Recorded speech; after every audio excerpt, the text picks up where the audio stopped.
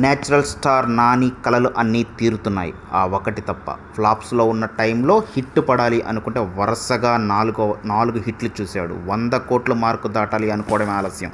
లక్ష్యం చేరిపోయాడు. కానీ ఒక్క విషయంలో మాత్రం ఎందుకు వెనకబడిపోయాడు చూద్దామా.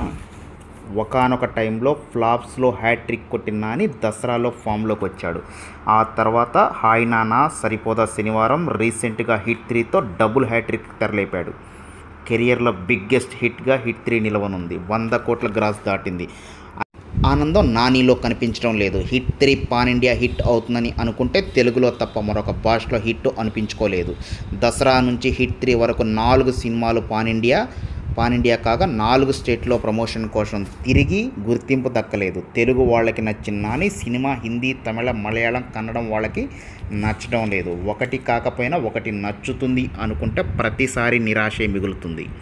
హిట్ 3 హిందీ ఆడియన్స్ కూడా రిజెక్ట్ చేశారు. ₹1 కోటి కూడా కలెక్ట్ చేయలేకపోవడం షాక్ అనిపిస్తుంది. తమిళం, మలయాళంలోనూ 1 కోటి మార్కు దాటలేదు. యాక్షన్లో వేరియేషన్ చూపించిన నార్త్ ఇండియన్స్కి ఇంప్రెస్ చేయలేకపోతున్నాడు. హిట్ 3 4 రోజుల్లో ₹101 కోట్ల గ్రాస్ కలెక్ట్ చేసిందని పోస్టర్ కూడా రిలీజ్ చేశారు. ఓవర్సీస్లోనూ $2 మిలియన్ల కలెక్ట్ చేసింది.